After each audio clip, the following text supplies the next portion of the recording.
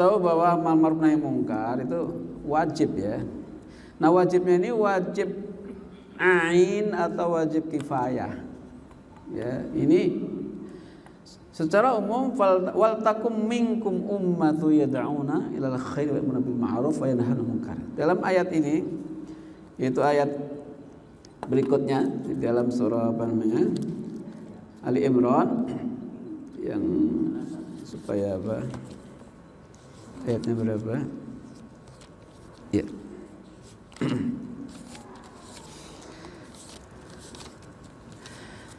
Dalam ayat yang ke apa 104 ya, sebelumnya ayat tadi 110 itu dikatakan oleh Allah SWT wal takum minkum ummah, hendaklah ada di antara kalian ya ummatun, umat. Berarti secara umum ketika ada kemungkaran yang melihat banyak orang, maka hukum fardu kifayah. Salah satu di antara mereka mesti ada yang mencegah. Jangan sekongkol ya, jangan sekongkol. Mesti ada yang fardu kifayah. Tapi kalau ada satu orang melihat kemungkaran sendirian, jadi fardu ain bagi dia gitu. Ya. Berarti kalau fardu kifayah tidak ada yang melakukan sama sekali, dosa semuanya. Ya. Masalah mereka mau mengindahkan peringatan itu lain soal, tapi yang tadi sudah lolos daripada kewajiban. Nah di antaranya hikmah apa namanya? Mencegah yang mungkar atau amar nahi munkar itu adalah terhindar daripada kewajiban, lepas daripada kewajiban gitu ya. Ya. Nah kalau enggak dijalankan sama sekali, banyak orang kelihatan munkar kok diam semuanya, ya dosa semuanya. Nah kalau satu orang berdoain, kalau enggak dia peringatan dia dosa. Ya namanya kewajiban itu dosa kalau enggak ya. Karena wajib itu dosa kalau enggak dikerjakan. Kalau tinggalkan dosa, kalau dikerjakan ada pahalanya gitu. Nah kemudian witir, masalah 3 langsung atau apa? Atau 21, tergantung. Kalau sholatnya 4-4 ya 3 langsung. Ya, ini menurut Imam Syafi'i. Sekalipun menurut Syafi'i itu kalau ada sholat tarawih 4 sekali salam nggak sah, batal. Di mazhab Syafi'i itu kalau 4 rakaat salam sekali, kalau zaman dulu di sini kan dulu begitu ya. Ingat saya gitu. Saya pernah ngimamin salah waktu itu. Mestinya 4 salam jadi 2 salam ya, karena memahami begitu, memahami sunnah begitu. Jadi kalau 4-4 diartikan 4 rakaat salam ya, yang memahami itu ya, itu maka afdalnya 3 rakaat langsung. Karena 4-4 3. Tapi kalau 2-2 afdalnya apa? 2-1 gitu loh. 2-1 jadi 2. Loh terus niatnya gimana? Makanya usolli rakaataini mal witri. Saya sholat 2 rakaat bagian dari witir. Jangan dibalik. Sholat witri rakaataini, sholat witir 2 rakaat, bukan, enggak ada witir 2 rakaat. Makanya sholat 2 rakaat bagian dari witir. Makanya bilangnya shollu rakaataini minal witri jami'atan. Jangan shollu sunatal witri rakaataini, ya salah. Jadi inilah bahasa. Kalau sholat 2 rakaat bagian witir benar, tapi kalau sholat witir 2 rakaat salah, nggak ada witir 2 rakaat, mesti ganjil karena 2 itu nggak genep ya. Gitu. Jadi tergantung. Jadi kalau sholatnya 2-2, afdolnya 2-1. Afdolnya boleh nggak 3? Boleh-boleh aja. Yang nggak boleh gimana? Nggak sholat juga nggak apa-apa, tak sunat itu. Nggak jangan ribut, jangan ribut. Jangan dipaksakan. Kalau memang disepakati sekarang 2-1, ya tadi Bilalnya bilang rakaataini minal witri jami'atan. Jangan witir rakaataini, jangan. Ya, paham ya? Ini penting. Jadi, teman-teman Imam Syafi'i itu kalau 3 rakaat langsung itu enggak sah. Karena harus 2-1, ya. Makanya di Imam Saudi itu di Arab Saudi 3 langsung apa 2-1? Di Masjid Nabawi itu loh. Nabawi dan 2-1 itu namanya ngamalin sunnah namanya itu. Ya, ngamalin sunnah. Kalau pengen ngamalin sunnah sebenarnya 2-2 ya 1. Jangan sholat tarawihnya 2-2 tiba-tiba 3 rakaat. Sah nggak? Sah menurut 3 imam sah. Mas Syafi'i nggak sah. Ya harus 2-1 Mas Syafi'i. Tapi kalau yang lain sah. Cuman nggak matching, nggak apa-apa. Nggak matching apa? Ya enggak. Kalau dua kok 3 itu gimana ceritanya kan? Ya, mestinya 2-1. Ya, paham Pak? Diterima kira-kira? Saya nggak maksa loh ya. Sebab kalau saya maksa nanti yang lain yang ngamuk ini repot juga. Ya, karena saya pernah masalahnya. Dulu ada tarawih 4-4-3. Di mana itu? Di daerah Jati Bening yang semalam saya terawih sana. Saya teman-teman cerita juga. Nah, saya dengar 4-4-3 Ustaz itu. Saya 2-2 satu aja ya, 2-2 terus 2-1 ya gitu. Itu boleh 2-2 karena sholat ini masna-masna kan. Yang sholat 4-4-3 itu bukan salamnya. Aisyah mengatakan Nabi salam setiap 2 rakaat. Ini riwayat Aisyah sama. Nabi sholat 11 4-4-3. Dalam riwayat lain Nabi salam 2 rakaat. Setiap 2 rakaat Nabi salam. Adapun 4 itu istirahat karena panjang. Lah kalau kita nggak panjang jangan istirahat. Ngapain istirahat? Istirahat itu pas 4 rakaat istirahat. Karena sholat Al-Baqarah kan lumayan panjang itu. Untuk 4 rakaat kan panjang itu. Itu masalahnya. Ya. Tapi itu diterima 2-2 tapi witirnya tetap ngotot 3. Ya udah nggak apa-apa. Semalam witirnya 3 langsung gitu. Tapi nggak matching, tapi nggak mau habis diapain daripada nggak sholat. Ya satu saya imam 3 gitu. Cuma di hati saya kurang serk aja gitu. Di sini sama aja. Kalau misalnya imam 2-2-3, kalau serknya 3 ya silakan aja. Tapi kan ditanya afdalnya ya. Bener apa enggak? Afdalnya yang mana? Kalau saya tanya jawab yang afdal 2-1. Bukan karena Saudi begitu, bukan, karena sunnah begitu gitu loh. Ya, karena Masjidil Haram bukan jadi ukuran, bukan. Ya, bukan. Paham? Iya. Terserah mau 3 lanjut sampai akhir Ramadan itu selama itu enggak apa-apa. Tapi kalau tanya yang afdal yang mana? 2-1. Rakaat ini yang rakaat ini saya sholat 2 rakaat bagian dari witir. Nanti rakaat al-witri 1 rakaat witir yang kedua gitu. Paham, Mbak? Haji? Nah, satu lagi nih, ada 3 pertanyaannya nih. Makmum berbeda dengan imam. Ya. Ada yang berbeda batal, ada yang tidak. Kalau seperti tadi, ya, misalnya kita sholat duhur misalnya ada orang misalnya kan kita sholat di rest area itu kan ada orang yang jamak dan qashar ya. Misalnya jamak maghrib dan isya. Kita makmum aja. Ini orang ini sholat isya apa maghrib ya? Bener apa enggak? Sementara kita sholat maghrib dulu, padahal dia udah isya kan? Boleh nggak? Boleh. Cuman rokaatnya ini yang tidak boleh. Kalau imam sholat isya 4 rakaat kita maghrib, nah ini tidak boleh karena nanti apa? Kita otomatis cuma 3. Maksudnya kalau masbuk ini ya, misalnya udah sholat isya tapi udah dapat 2. Nah kemudian kita niat maghrib, boleh karena rokaatnya apa? Banyakan dia, kita udah kurang itu boleh. Tapi kalau misalnya dia maghrib, kita isya, ya boleh karena maghrib lebih sedikit kan, boleh saja. Cuman kan kalau qashar kan tetap 2, gak masalah kan? Misalnya dia sholat maghrib, kita qashar 2 rakaat isya, ya nggak boleh kalau bareng. Karena apa? Nanti rokaatnya banyakkan imam masalahnya. Jadi kalau rokaatnya lebih banyak daripada imam itu boleh. Beda niat itu boleh, nggak batal. Kemudian berbeda dengan imam masalah kunut. Imam kunut kok kita nggak mau amin kalau fatwanya ulama Saudi Syaikhul Al-Utsaimin batal salatnya. Tapi ini fatwa mereka ya, saya nggak tahu. Jadi kalau imam kunut, makmum nggak mau kunut, belengong aja gitu. Kenal belengong? Nggak mau ngaminin gitu, kata Syekh Al-Utsaimin rahimahullah, batalat salatuhu. Atau sebaliknya, ya imam nggak kunut kok kunut sendiri gitu ya, itu juga nggak boleh. Itu wala taqtatil iman, jangan. Nah kemudian ada makmum baca subhanallahil a'la atau azim ruku atau sujud, ya udah 3 kali, imam masih apa? Masih sujud aja atau masih ruku aja, gimana? Dia kalau bangun duluan batal sholatnya, ya.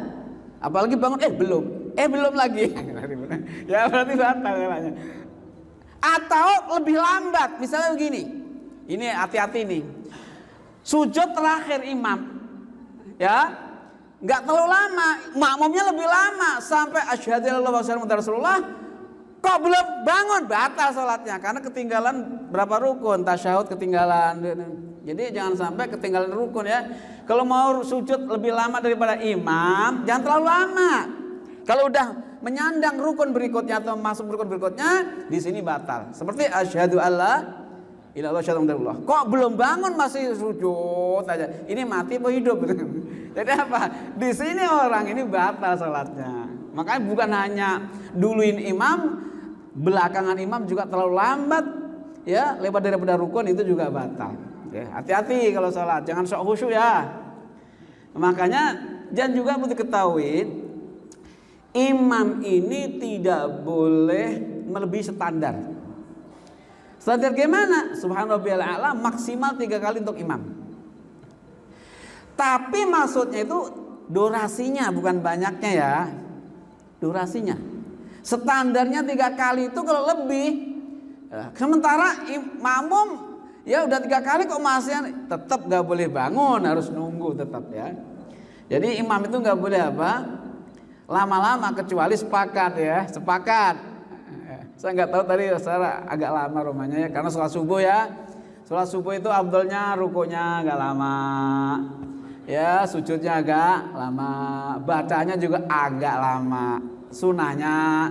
Wah nggak mau kita pendek-pendek aja, ya udah pendek-pendek aja. Ya, maunya begitu, kan sunahnya begitu. Sunnah ini bisa diamalkan kalau dalam rangka mengutuhkan jamaah. Tapi kalau jamaah nggak utuh gara-gara panjang sedikit, ini musibah fitnah juga gitu. Jadi panjang relatif, lama juga relatif itu. Tapi saya sarankan, ya kadang-kadang subhanallahil a'la wa bihamdihi atau subhanallahil a'la. Kan ada 2 riwayat ini. Mungkin bisa jadi makmum subhanallahil a'la toh, nggak ada wa bihamdihi. Bisa jadi imamnya pakai. Karena ada 2 riwayat, ada subhanallahil azim wa bihamdihi, ada subhanallahil azim aja. Yang masyhur nggak sampai wa bihamdihi. Tapi yang benar, beda apa beda? Yang beda sampai wa bihamdihi. Subhanallahil azim wa bihamdihi. Ini disahihkan oleh Syekh Nasruddin Al-Albani loh ya. Syekh Nasruddin Al-Albani mensahihkan wa bihamdihi karena itu sahih gitu.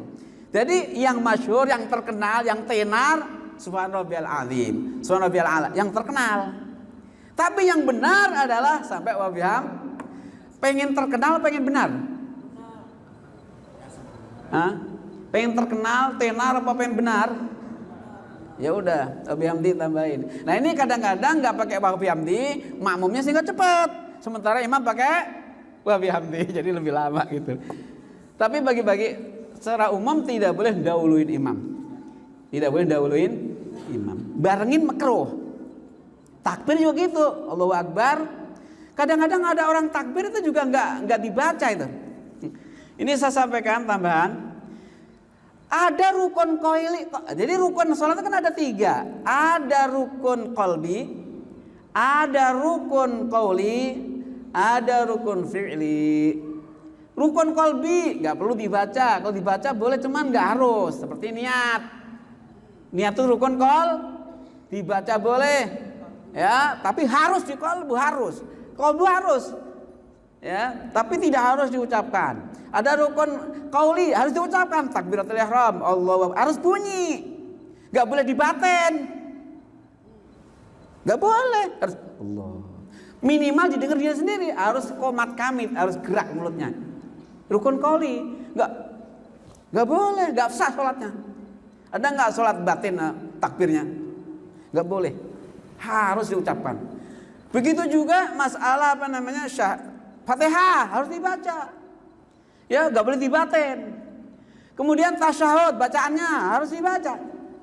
Sholawat harus diucapkan. Salam yang pertama harus diomongin, assalamualaikum. Nggak boleh dibatin. Lah yang lain fi'li. Ya, masalah bacaan dalam ruku sujud itu sunnah hukumnya ya. Paham ya insyaallah. Ini tentang apa? Paham Haji? Insyaallah. Pak Haji. Kunut bersama imam tadi. Kunut, Gini, jadi kalau masalah kunut kan khilaf antara ulama. Kalau Imam Hanafi itu kunut di witir, semua witir dari awal kunut. Imam Hanafi itu ya itu kunut dari awal Ramadan. Ya, Imam Syafi'i adalah separuh sunnah abaat. Kalau enggak sujud sahwi kan gantinya, tapi sunnah. Dan kalau lupa sujudnya ya udah enggak apa-apa sunnah. Tapi ganti sujud sahwi. Imam Hanafi setiap witir. Baik di Ramadan mau enggak asal witir ya ada kunutnya. Ini Imam Hanafi. Nah, di samping Imam Syafi'i juga subuh itu juga sunnah ba'at ya. Dari sunnah abad. Dan Umar bin Khattab juga kunut, sama Ubay bin Ka'ab juga kunut, Ali bin Umayyah juga kunut, banyak sahabat yang kunut subuh ya. Tapi lagi-lagi ini khilaf dan ulama enggak perlu diperbincangkan. Ya, kalau saya tergantung request ya. Wan request apa? Kalau masjid biasa kunut, kalau bebas ya. Kalau bebas tetap saya kunut, kalau bebas. Tapi kalau jangan ya enggak apa-apa, yang penting saya salat subuh ya. Request begitu. Daripada fitnah gitu ya. Saya fleksibel aja ya, fleksibel aja. Ya, karena kata kalau kita ini di satu komunitas yang nggak biasa kunut kok kunut, ini bahlul ini katanya. Atau biasa kunut kok nggak, bahlul juga gitu. Makanya ada masjid bebas, terserah imamnya, ini bagus ini ya. Jadi kalau ada masjid terserah imamnya ini bagus. Makmumnya juga nyerahin terserah imam lah gitu. Ya. Yang nggak bagus itu kalau ngotot harus kunut atau ngotot nggak kunut, ini nggak, dua-duanya nggak bagus. Apalagi sampai mengatakan bid'ah, dolalah, apalagi finar ya, itu lebih parah lagi ya. Biasa-biasa aja gitu. Nanti yang ditanya di akhirat itu ya, lo sholat subuh nggak? Sholat. Pakai kunut nggak? Nggak. Yang ditanya sholat subuh apa enggak? Bukan pakai kunut atau enggak? Enggak. Makanya jangan sampai mengatakan bahwa yang kunut dolalan neraka.